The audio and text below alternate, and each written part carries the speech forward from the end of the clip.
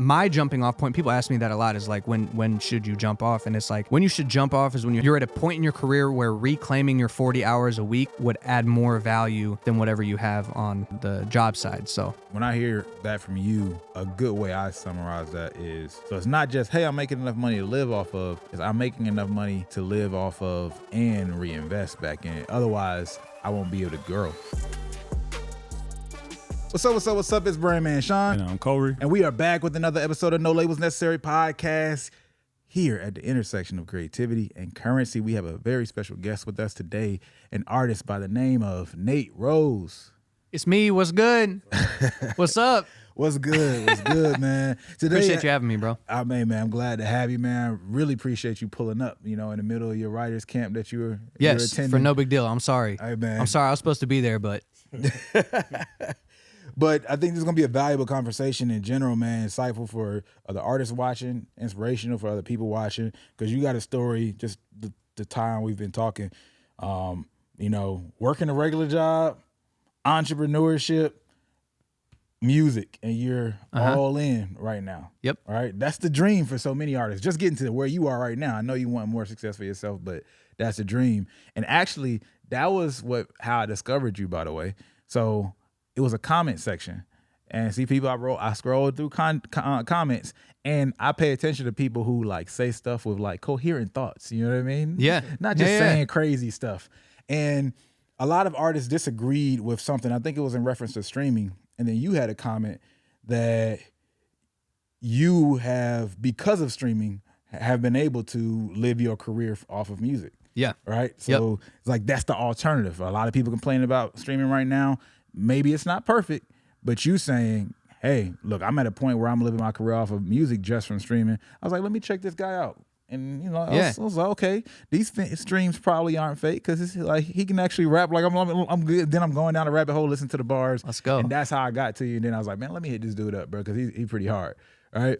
So that's how I discovered you. And I think that's a good place to start. Before we get into how you got out of the stream, out of your regular career, into like living off of your streams and everything, what were you doing? Well, I've been making music since I was 15. Okay. Before that, I did a little bit of video stuff, just messing around. But I quickly fell in love with it. I was like, man, I want to do this. And so even in high school, I spent my weekends, traveling to neighboring malls and handing out business cards and trying to get people to listen to the music. And at that time, it was download my mixtape off of Live Mixtapes or DatPiff. And then that evolved into SoundCloud and whatever. But I ended up going to college for music business at MTSU and graduated from there. And then still wasn't able to do music full time, though I had found a little bit of success in the live space while I was in college. Moved back to Cleveland, Tennessee, where I grew up, and got a job as a social media director at a finance company. And then moved from there back to Nashville. I became a digital marketer at a tech insurance company called Assurian. And that was on a contract basis, and by the time the contract was up, I had scaled my music business to where I was like, okay, let me dedicate these 40 hours that I've been giving to this company, to my own brand. So, Wait. So timeline it out from job to the point where you say, okay, now I'm comfortable enough. Scale to the point to where I can comfortably walk away from this. How much time was that? Well, I guess there's before I had my actual career. I was in school. So, the time that elapsed from the time I started taking music seriously was about 8 to 9 years, where I started making good money or livable money. Okay. And that was back in, 2019 is when I went full time. So, yeah, I'm 29 now. So, yeah. Basically 8 years to go full time. What steps did you take to get there? Like, were you just, posting or just doing some stuff, and all of a sudden, like, something hit and just caught virality, and you're like, oh, I'm good to go because stuff is viral? Or was it a slow build where you were doing just intentional, progressive steps? 100% the slow build. I haven't really had a viral moment. In fact, I've only been on a few Spotify editorials. Like, I didn't, I'm recently coming into more industry connections, but I've kind of always been a DIYer. Okay. Fortunately, I have learned the skills that have allowed me to create content, or market my own music and stuff over time. As far as specifically what I did, there's a lot of different eras where there's a gold mine, and then it either becomes oversaturated or the platform disappears or whatever. So there's been a lot of different stages. There was a time where in high school there was a anonymous question site called Ask.fm, and I this is crazy because this is even back in high school, so it's kind of spammy, but roll with it. So basically on Ask FM, I found out that a lot of people on Twitter had their Twitter synced to the Ask FM, so whenever they answered a question, it would post a tweet automatically. So I'm like, okay, cool. So I started basically searching Ask.fm in the Twitter search bar, and I downloaded this Google extension called Link Clump, and I basically could draw a square and open up all the links that had Ask.fm in it. So it opened up a bunch of tabs, right? And then I would go through and I would just drop like, hey, my friend... you know what I'm saying? My friend's got a song that I would love for you to check out or whatever. And then when they would respond to it, it'd get posted to their Twitter. So when I did that initially, I had a song in high school called 100 Bars of Holy Water, which is super old. But it actually got picked up by like Hip Hop DX and stuff when I was in high school because of like some of the momentum that was gaining as a result of doing that. I don't recommend the spam tactic, but I was green. Hey man, don't be one of those guys. Yeah. You trying to turn people away after you benefited. Yeah.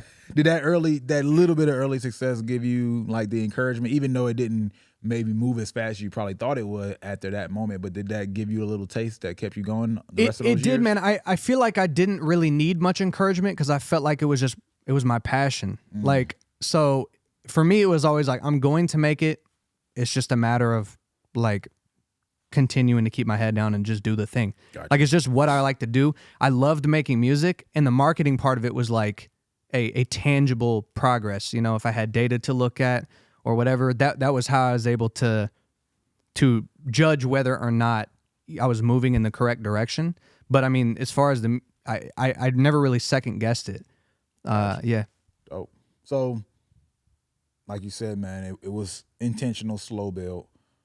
What did that look like? Like, especially, of course we can't go through all of it, but if we fast forward to, let's say Spotify is around and that's the main platform. Yep. Social media starts to become a lot more of the space to go to for music. Once that era entered, what strategy have you been using? Well, initially I was a little bit late to Spotify, later than I would have liked. I think I'd been much bigger, hindsight's 2020. But the reason for that is I was really heavily focused on SoundCloud a lot of times in college because they had the repost feature. And so it was like, okay, cool. Like if I'm able to, build a strategy around reposting, then I get to that's easy organic eyeballs. But then my friend Mowgli the Iceberg, he was a college friend of mine. He's an artist, and he said he was like, "Yo, like I'm making like a couple $100 a month off of Spotify," and I was like, "Yo, really?" So I had distributed my music on there, and it was just there. I didn't even have Spotify or whatever, but the two songs that I put up there had like 70, 80,000 streams just without even ever plugging it. Oh. This was early, so this is in that era where like Russ was releasing a song a week. So there was so much more organic potential at that moment. But then I rebranded and started to build it up from there. So off of his advice, I started focusing on Spotify. Then I started seeing some money from it, and so I started building strategies around that. So, it was. I think that was like 2016 was when I had my rebrand and started really focusing on Spotify. That was the timeline there. So what did rebrand look like for you, and what is it like as an artist? Yeah, to even get to that decision to say like I need to rebrand. Oh, it was tough. But my high school rap name all the way up until that point it was Illuminate. My name's Nate, but it was it was like yeah, right. And I was like, first off, it was some people for whatever reason couldn't spell it. Two, when you would search me in the SEO, it would be like Illuminati rapper. Yeah. You know what I'm saying? And I was still building traction, but you I got kept that big, man. It was like they hiding it in plain sight now. Right, His whole name is... right. Yeah, 100%. So for me, it was a combination of things that made it to where I'm like, man, I really need to shift this direction. And so I went with Nate Rose, and then that it was out of necessity because I kept running into these issues where people couldn't find me. Is this you? Is that you? There was another rapper named Illuminate that like was competing for that space, even though I was a lot bigger than him. But it was still like, you know, Slight, just yeah. a slight I mean, mention. he said, I remember he told me on Twitter one time, he was like, you need to change your name because like it ain't finna happen or whatever. And I did. And I don't know where he's at, but I guess I mean, if that's winning. I mean, I'm on the podcast. Should have took his own advice. Oh man. Nah, no shade. Nah. So, okay, you did the rebrand to just straight Nate Rose immediately. Yep. Okay. Why Nate Rose? Nate Rose, you know, it was my first name. It was short and sweet. It was four letters apiece, so visually it worked well, whether this is like just nerdy graphic design That's the stuff, part but whether that people- exactly, whether it was side by side or on top of each other, it would be 4 letters, you know, could fit in a variety of different ways. It was easy to say, easy to spell. All my URLs are the same. So Nate Rose Music was available on all platforms. Yeah, and I thought it had like a nice kind of classy, punchy sound to it. So that's why I ended up going with it. Oh. So was it just a matter of updating all your platforms, or was there like a fan base that you like had to migrate over, or did you just like literally just say, I'm gonna start over? I did have a fan base to migrate over, and luckily, you know, a lot of people were hip to it, so I had a little bit of help initially. But then also, I was moving platforms, you know, coming from SoundCloud to Spotify, and those, you know, people are going to listen where they want to listen, where they feel comfortable listening. Like, I'm not moving people to a new app. I can do that for, you know, the top 1% bottom funnel people, but that's it. Yeah. So, yeah, I did have to kind of rebuild, but when I, you know, based on how Spotify would do the auto follow off the pre-saves, I started getting really into just gaining followers, because Spotify is really transparent about, you know, how to get in the release radar playlist. Yeah. So, you know, I know exactly when, you know, first day, first week, what my baseline streams are going to get, even if I don't post it on socials. And so, okay, that's because why? For people who are going yeah. So, I mean, if you submit your music on Spotify for artists a week or more in advance, then you guarantee that the song gets in the rotation of all of your followers' release radar playlist. So it's basically guaranteed algorithmic playlist placements.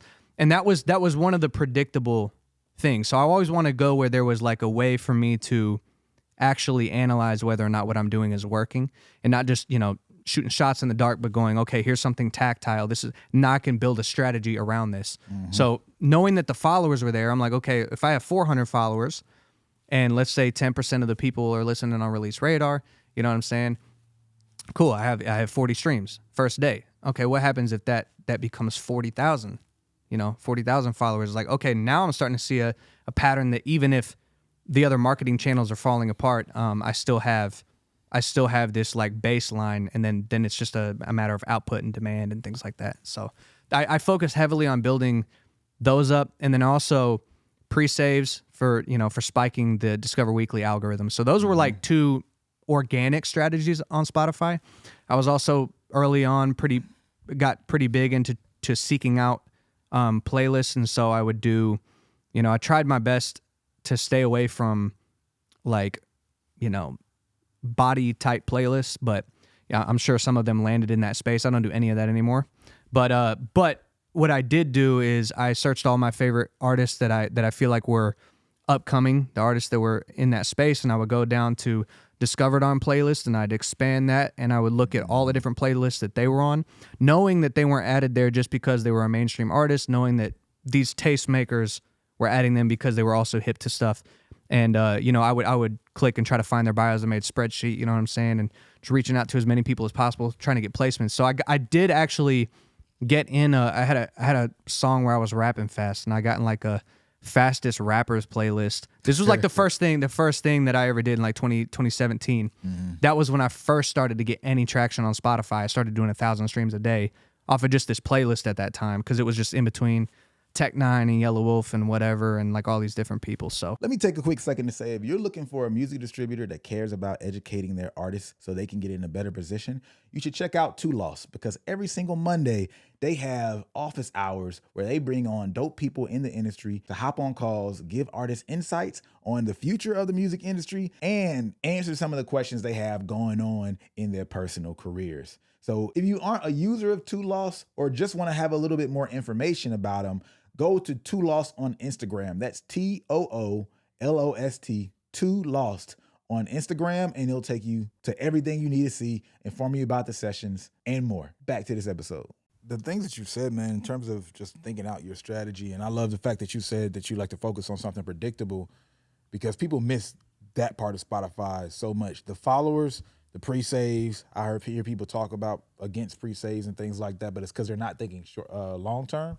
It's like, well, pre-save's not going to make me go viral, right? Or a couple of other things they'll say against them. But if you're using it for the right reason and understand the expectation that you're supposed to have from it, doing what you did over time, nothing is a guarantee, right?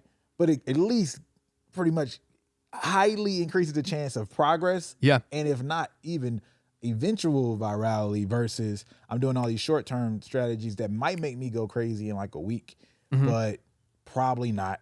Now I'm a year later and I'm still probably at ground zero, maybe level 1. And you've slowly crept up to level 5 being your baseline by the end of the year, just by doing something simple. So where do you get that mentality? Where do I get that mentality, man? I don't know. You know, perhaps and the discipline to be able to see that through. I feel like I've always been kind of an entrepreneur at heart. Like if I really look back at it, like I was like 8 years old, 7 years old, going to my neighbor's house, knocking on their doors, asking if there was anything I could do to make a little bread, you know, or like I had I tried to start a skate team and got t-shirts made and stuff when I was in 6th grade. So I kind of always had that in me. I don't know where that came from. Shout out God, I guess. But I mean, I would say maybe I could attribute some of it to my dad, who just kind of showed me the value of hard work. We had a pretty turbulent relationship, and he passed this past September. But that is one thing that I really do give him credit for, is like I used to play basketball, and I mean I was you know, he would come and we would do extra workouts on the back end.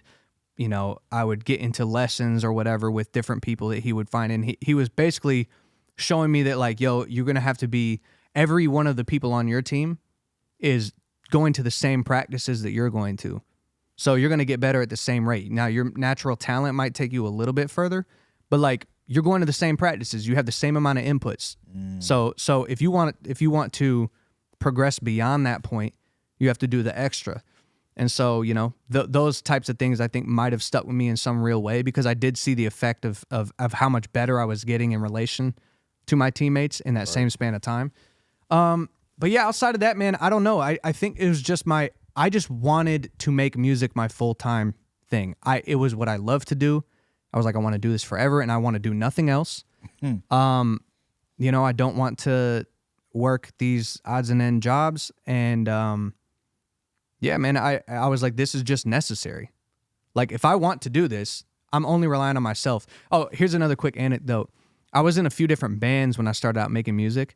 And I was like real serious about like, we got to get photo shoots done. We got to make songs. We got to do this. And, you know, we'd have band practice once a week. Well, you know, one week, you know, the guitar player wouldn't show up. Okay, well, we can't write songs now. And over time, you know, these bands broke up, and I was just like, man, I'm pouring all this effort into something that I don't have control over. And so when I ultimately decided to go like the solo artist route, that was a big part of that, was like, my success will be I can only blame myself. You know what I'm saying? It'll be only on that front. So I hear all that, but I also feel like the fact that you worked the jobs that you worked gave you an advantage against a lot of other indie artists. Because when I think about a lot of the indie artists that I see having a certain level of success, one, they have a little bit more like, you know, maturity in them because they've some age on them, which means they had time to work regular jobs. Like LaRussell, when we were talking with him, he worked at, I think it was like an aerospace company and somewhere on like, I don't know, management or something like that, or admin side. And just quite a few other people have had like experiences. And I think a lot of times in this era where you become your label, you become your first investment for your career, people also discount the actual skill set that you can get in the process of getting that money from a regular job. Yeah. Yeah. And the actual revenue from the job, you know? So in a period of space where ads were really going before Apple reduced the amount of data that we could collect, you know, or through Facebook, there was a period of time where I was like crushing it with conversions on, you know, story posts and things like that. And during that time, I was just funneling money from my other job. Any expendable income that I had, I was just putting it into the music career.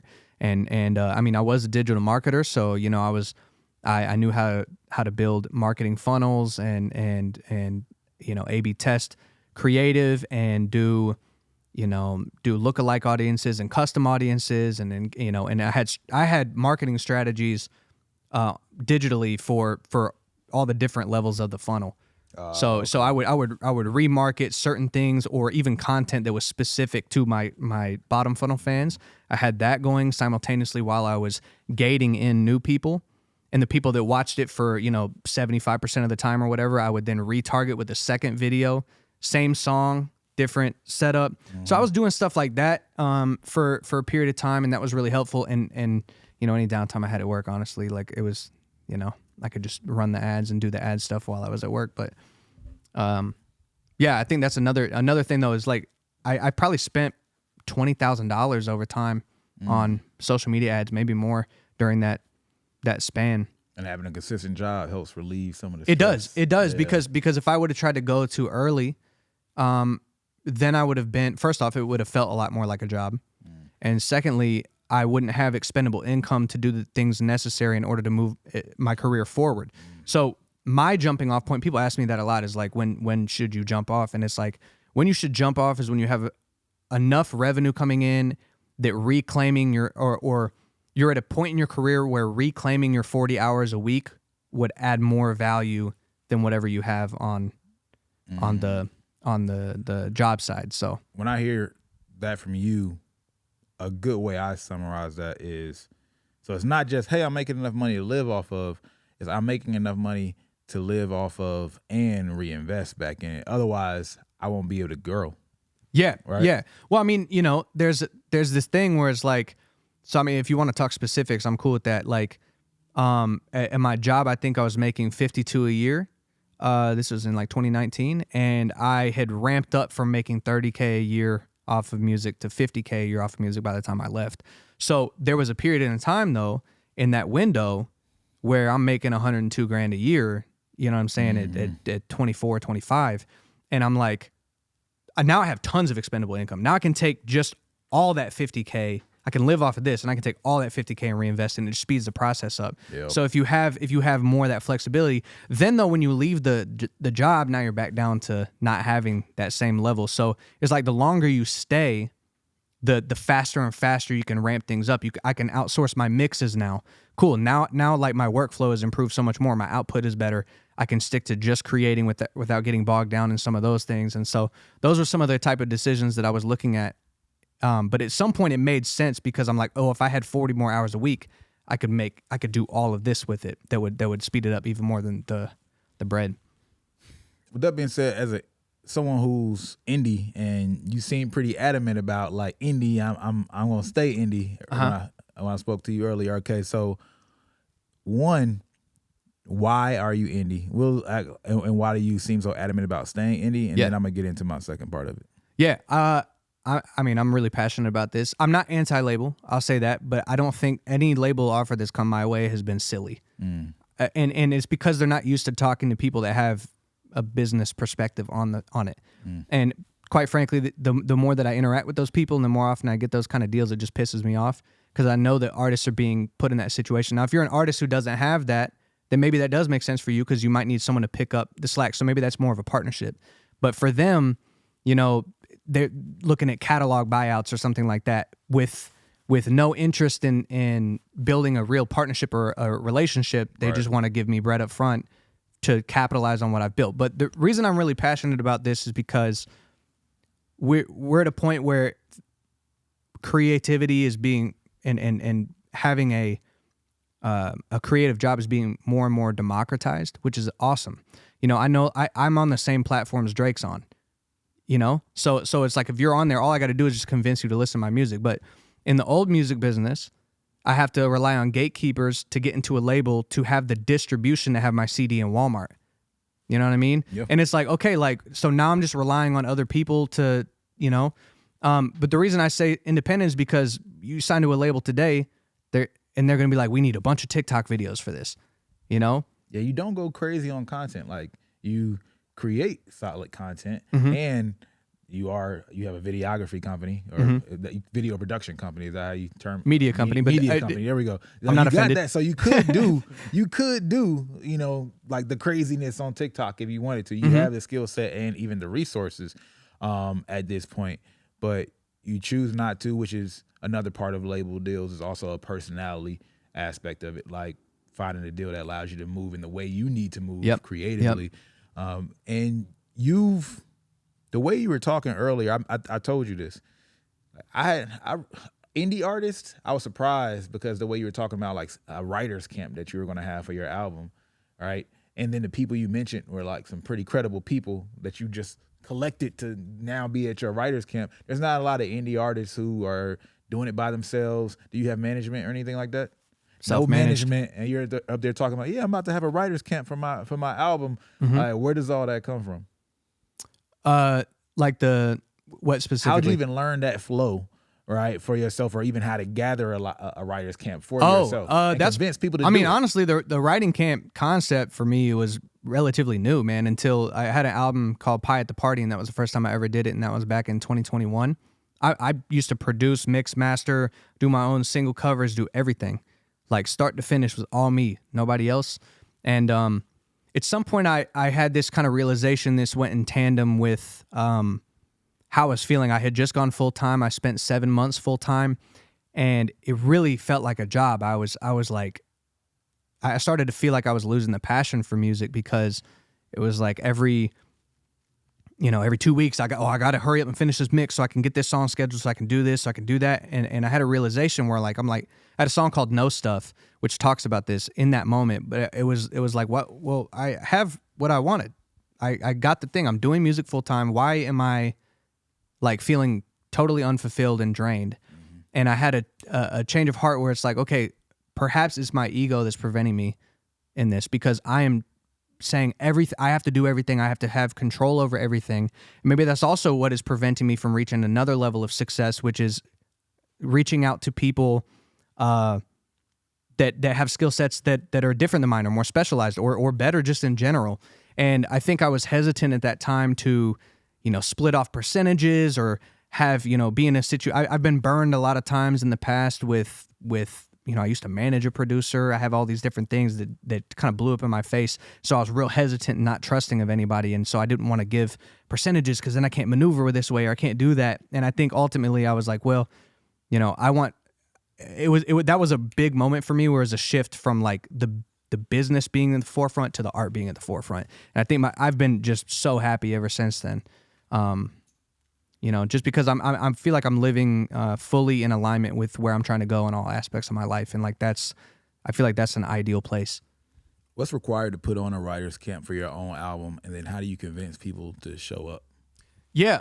Well, what's required is that there's pie at the party, which is you gotta split some people off. Either you're gonna pay them to show up, or you're gonna say, hey, there's back end money. I do my camps a little bit differently. I want to make sure that the people that are coming have a great experience. So I cover all expenses. I go, look, we're just going to tap in. I cover flights. I think this camp's going to cost me around $15,000, but it's like, okay, look, I want to do that. I want to be able to have a chef. You don't have to worry about meals. You don't have to worry about flights. You don't have to worry about any expense. We're going to make music, and then everybody's going to get back in on every song we create from there. And so that's sort of the proposition. And then you can look at, I guess, my music and the platform that I built, and you can figure out whether or not that would be worth it for you to do. I think producers are on the same kind of grind that artists are on. So they're like, okay, well, I mean, I go out here for a week and I make some music, and perhaps some of them blow up, and I've added to the floor of back end money that I get. Let's do it. That's dope, man. Yeah. Just thinking about that, like the mentality to make that investment as an artist, like is rarer than we want it to be. But obviously that's a part of why we do what we do, putting out the information. We do having you on the conversation we're about to have right after you is just like trying to like click an artist to be able to see their business that way to continue to invest in something like that. That's not even like I'm investing in my marketing. That's investing in the relationships, right? Yeah. And the Yeah, infrastructure in it. And like that's I don't know, man. I love like everything you broke down just from that, and I hope that helps somebody.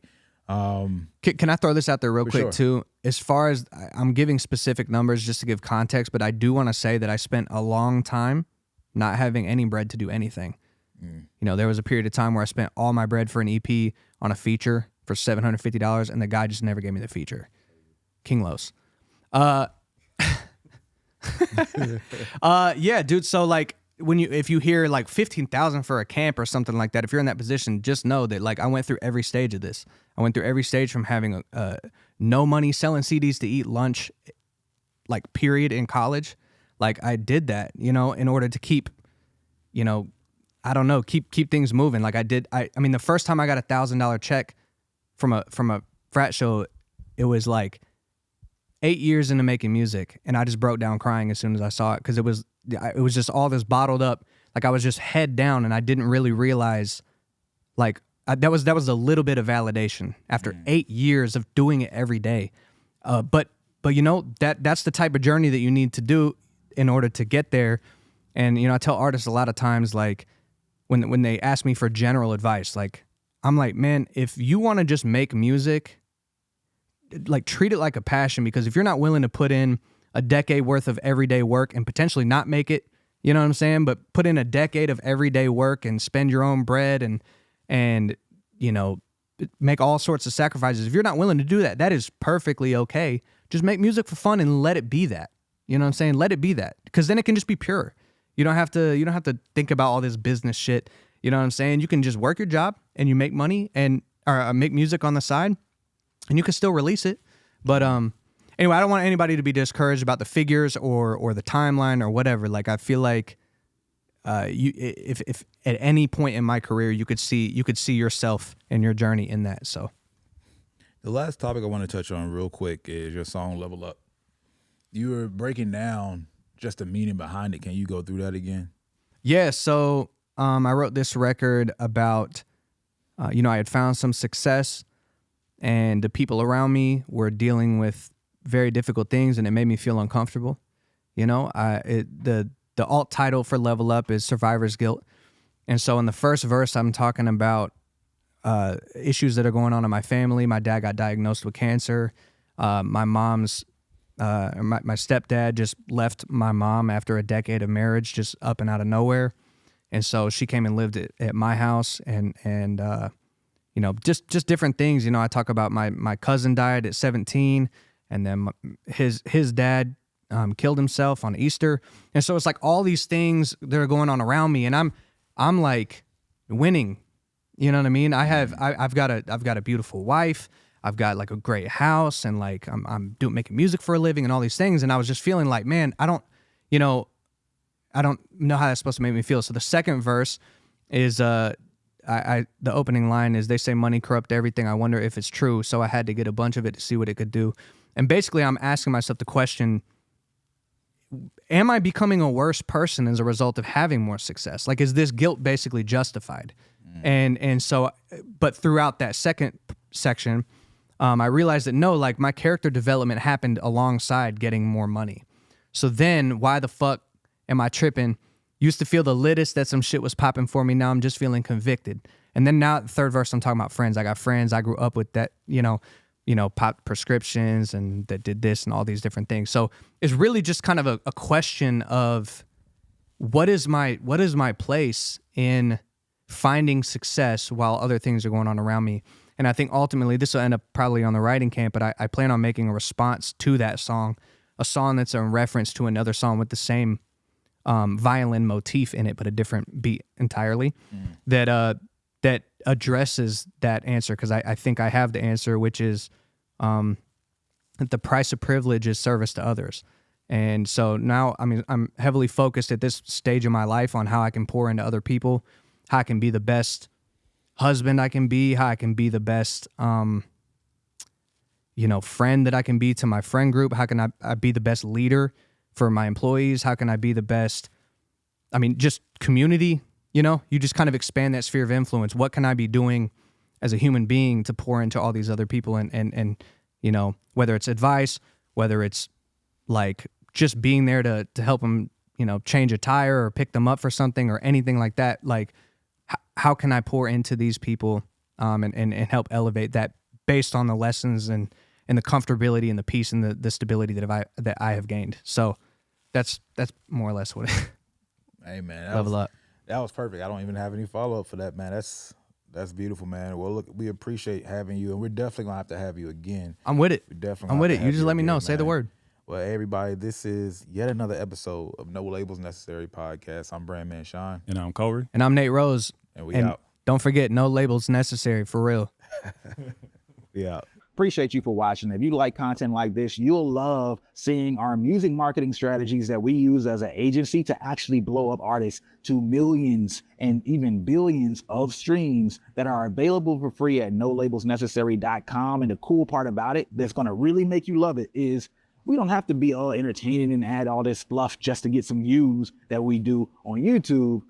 We get straight to the information. There's play-by-play and courses that give you a breakdown of every step that you should do to get success. And you have the ability to have communication with us. We get on live talks, a lot of cool things for members, and it's free just to hop in. So check it out right now at nolabelsnecessary.com.